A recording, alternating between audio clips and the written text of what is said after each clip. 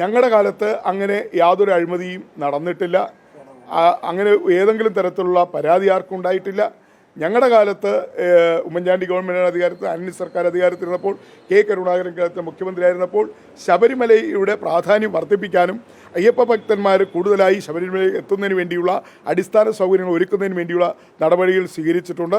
ഇതുപോലെ സ്വർണ്ണപ്പാളികൾ കടത്തുന്നതുമായി ബന്ധപ്പെട്ടോ ശബരിമലയിലെ ഹൈക്കോടതിയുടെ അനുമതി ഇല്ലാതെ, അതോടൊപ്പം തന്നെ ശബരിമലയുടെ മാനുവലിനെതിരായി ഒരു നടപടിയും UDFിൻ്റെ ഭാഗത്തുണ്ടായിട്ടില്ല. അതുമായി ബന്ധപ്പെട്ട ഒരു വിവാദവും ഉണ്ടായിട്ടില്ല. നമുക്ക് എല്ലാവർക്കും അറിയാം, നമ്മൾ ഈ നാട്ടിൽ ജീവിക്കുന്നവരാണ്. UDF സർക്കാർ അധികാരത്തിൽ പുറത്തു പോയിട്ട് 10 വർഷമായി. ഈ 10 വർഷമായിട്ട് കേരളം ഭരിക്കുന്ന ഇടതുപക്ഷ സർക്കാരിന് UDFിനെതിരായി അങ്ങനെ എന്തെങ്കിലും ഒരു ആരോപണം കണ്ടെത്തുവാനോ അല്ലെങ്കിൽ അത്തരം ആരോപണങ്ങളെക്കുറിച്ച് അന്വേഷിക്കുവാനോ LDF സർക്കാരിന് കഴിഞ്ഞിട്ടില്ല. അതുകൊണ്ട് തന്നെ അത്തരം ആരോപണം അടിസ്ഥാനരഹിതമാണ്. ഇന്ന് ശബരിമല വിഷയത്തിൽ ആരോപണത്തിൻ്റെ ചക്രായുധത്തിൽ കഴിയുന്ന LDFിനെ രക്ഷിക്കുവാൻ വേണ്ടി ചില മാധ്യമങ്ങളിലൂടെ ഇടതുപക്ഷം ഉന്നയിക്കുന്ന ആരോപണമാണ്. അത് അടിസ്ഥാനരഹിതമാണ്. ദേവസ്വം ബോർഡ് പുനഃസംഘടന അല്ല ഞങ്ങൾ പറയുന്നത്, ദേവസ്വം ബോർഡ് പിരിച്ചുവിടണമെന്നാണ്. ഞങ്ങളിപ്പോൾ ദേവസ്വം ബോർഡിനെ സംസാരിച്ചുകൊണ്ടിരിക്കുമ്പോൾ നിങ്ങൾ KPCC ചോദിച്ചാൽ ഞാൻ എങ്ങനെ പെട്ടെന്ന് പറയാൻ പറ്റും? ഞാൻ ഇതൊന്ന് തീർത്തോട്ടെ. ഇതിൽ വല്ല ചോദിക്കാനുണ്ടോ? ഇനി എൻ്റെ ജാഥയുടെ വൈസ് ക്യാപ്റ്റൻ TN പ്രതാപൻ അദ്ദേഹത്തിന് പറയാം. അല്ല, KPC വർക്കിംഗ് പ്രസിഡന്റ് വിഷ്ണുനാഥ് ഉണ്ട്. അദ്ദേഹമാണ് ഇന്നത്തെ യാത്രയുടെ ഉദ്ഘാടനം. അദ്ദേഹത്തോടും ചോദിക്കാം നിങ്ങൾക്ക്.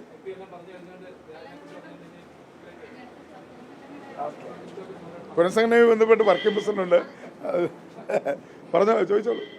അപ്പം ഈ ശബരിമല തീർന്നു, വിശ്വാസ സംരക്ഷണ തീർന്നു, സ്വർണ്ണപ്പാളിയിൽ ഇനി ചോദ്യം ചോദിക്കാനില്ല. കറക്റ്റ്.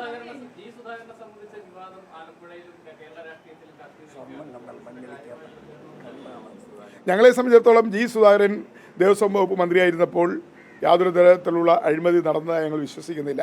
അന്ന് സുധാകരൻ വളരെ കർശനമായ നിലപാടുകൾ സ്വീകരിച്ചാണ്. G. സുധാകരനെ സംബന്ധിച്ചിടത്തോളം അദ്ദേഹം നിലപാടുള്ള ഒരു CPM നേതാവാണ്. അതുകൊണ്ട് തന്നെ സ്വർണം കണ്ടാൽ മഞ്ഞളിക്കുന്ന ഒരു കണ്ണല്ല അദ്ദേഹത്തിനുള്ളത് എന്ന് ഞങ്ങൾ കരുതുന്നു.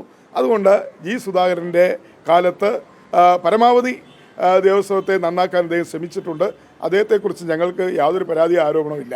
പക്ഷേ അതിനുശേഷം വന്ന ദേവസ്വം മന്ത്രിമാരും ദേവസ്വം ബോർഡുകളുമാണ്, ഇടതുപക്ഷത്തിൻ്റെ ബോർഡുകളാണ് ഈ അഴിമതിക്ക് കൂട്ടുന്നത്, ഈ സ്വർണ്ണപ്പാളിക്ക് കൂട്ടുനിന്നത്. അതുകൊണ്ട്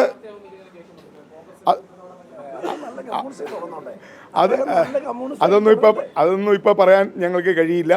തെരഞ്ഞെടുപ്പ് ഇനി 6 മാസമുണ്ട്. ഈ 6 മാസത്തിൽ എന്തൊക്കെ രാഷ്ട്രീയമായ മാറ്റങ്ങളാണ് കേരളത്തിൽ ഉണ്ടാകാൻ പോകുന്നതെന്ന് ഇപ്പോൾ പറയാൻ പറ്റില്ല.